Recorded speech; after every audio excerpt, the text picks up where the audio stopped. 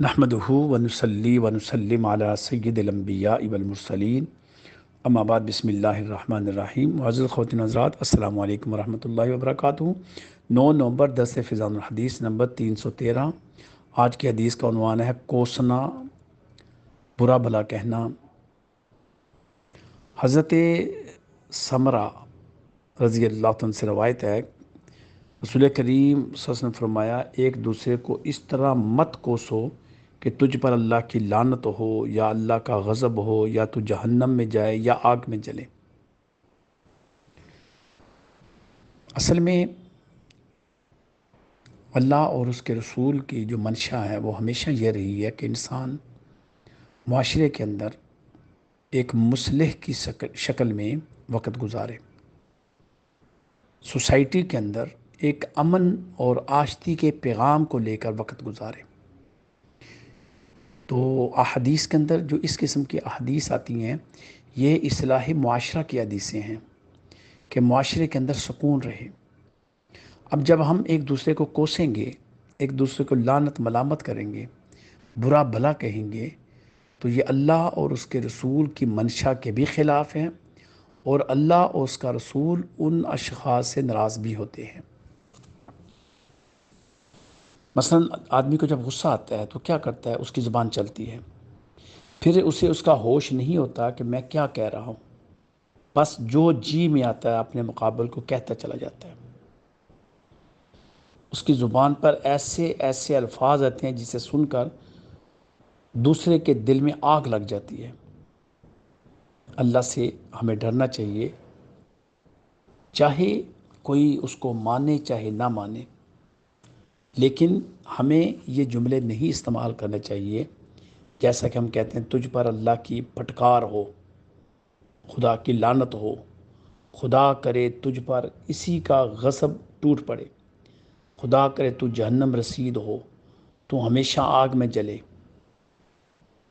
خیال کرنے کی بات یہ ہے کہ ان الفاظ کے ذریعے وہ اپنے دل کی بھڑاس نکالتا ہے، لیکن وہ حقیقت میں اللہ کی شان میں گستاخی کر رہا ہے۔ اسے یہ معلوم ہی نہیں کہ لوگ غصے میں ایک دوسرے کو اسی قسم کے الفاظ کہتے ہیں، تو آخر اس کا نتیجہ کیا ہوگا؟ آدمی جو کچھ منہ سے نکالتا ہے وہ نہیں سمجھتا کہ یہ سب کچھ لکھا جا رہا ہے، اور اس کا اثر کبھی نہ کبھی ظاہر ہوگا۔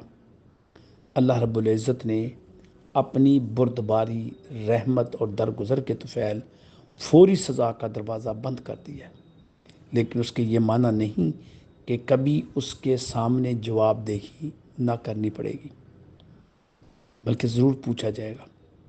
اللہ کے نام کو اپنا غضب جھاڑنے کا ذریعہ مت بنائیں، وہ تو بڑا رحیم اور کریم ہے، اور ایک دوسرے کو کوسنے کے لیے بھی اللہ کے نام کو استعمال مت کریں۔ جیسا کہ ہم ایک جملہ یہ بھی کہتے ہیں، اپنے آپ کو بھی کہتے ہیں، اللہ کرے میں مر جاؤں، اللہ کرے مجھے موت آ جائے، اللہ کرے میں تیرے جنازے میں شامل نہ ہوں، اللہ کرے میرے جنازے میں تو شامل نہ ہو، اللہ کرے صبح ہونے سے پہلے ہی مجھے ہارٹ اٹیک ہو جائے۔ تو یہ سارے جملے آپ اللہ کو شامل کر رہے ہیں۔ وہ ذات جو رحمان اور رحیم ہے، وہ ذات جو غفار اور ستار ہے، وہ ذات جو جس کے متعلق واضح آتا ہے کہ لا تقنطوا من رحمت اللہ، میری رحمت سے کبھی مایوس نہ ہونا، میری رحمت سے کبھی نا امید نہ ہونا۔ اس ذات کو انوالو کر کے ہم کہیں کہ اللہ تجھے جہنم رسید کرے، تجھ پر اللہ کی لعنت ہو، تجھ پر اللہ کی پھٹکار ہو۔ تو یہ جملے ہم آپس میں بہت زیادہ استعمال کرتے ہیں، اور ہماری بہنیں بیٹیاں بھی ان الفاظ کا استعمال کرتی ہیں۔ دیہی علاقوں میں میرے نزدیک آیا ہے کہ دیہی علاقوں میں جب ہم دیکھتے ہیں تو لڑائیاں ہوتی ہیں، مشترکہ لڑائیاں، تو ان مشترکہ جھگڑوں میں اور لڑائیوں میں بہت زیادہ کثرت کے ساتھ ان الفاظ کا استعمال ہوتا ہے، اور یہ الفاظ ایک دوسرے کے لیے نکالتے ہیں، بلکہ خواتین بعض اوقات ہاتھوں کی تالیاں بجا بجا کر لعنت ڈالتی ہیں۔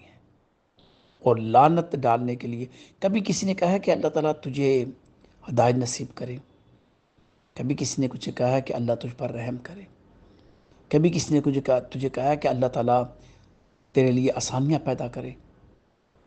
لڑائی جھگڑے کے دوران اللہ تعالیٰ تجھ پر رحم اور کرم اور فضل کرے؟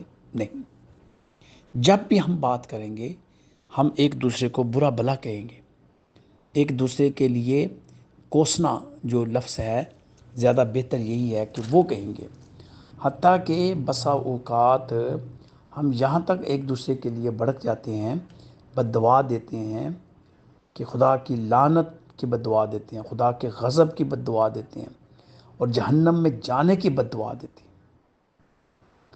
اور اگر وہ مستحق نہ ہو تو وہ بد دعا پلٹ آتی ہے اس بندے کی طرف جس نے یہ نکالی ہو۔ اگر وہ لعنت کا مستحق نہ ہو تو وہ لعنت پلٹ آتی ہے اس بندے کی طرف جو اس کا مستحق ہوتا ہے، جس نے یہ گالی دی ہوتی ہے، جس نے یہ لعنت ڈالی ہوتی ہے، جس نے یہ بد دعائیں دی ہوتی ہیں۔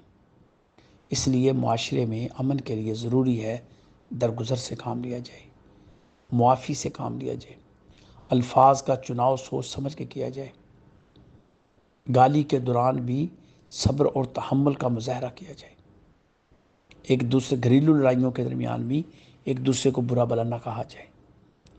بس یہی سب سے بڑی بات یہی ہے۔ اللہ آپ کو ہدایت نصیب کرے، اللہ آپ پر رحم کرے، اللہ آپ پر کرم کرے، اللہ ہم سب پر رحم کرے، اللہ ہم سب پر کرم کرے۔ اس قسم کے جملے استعمال کیا کریں۔ اللہ تعالیٰ سے یہ دعا ہے کہ اللہ پاک سمجھنے کی توفیق عطا فرمائے، آمین۔ وآخر دعوانا ان الحمدللہ رب العالمین۔ السلام علیکم ورحمۃ اللہ وبرکاتہ۔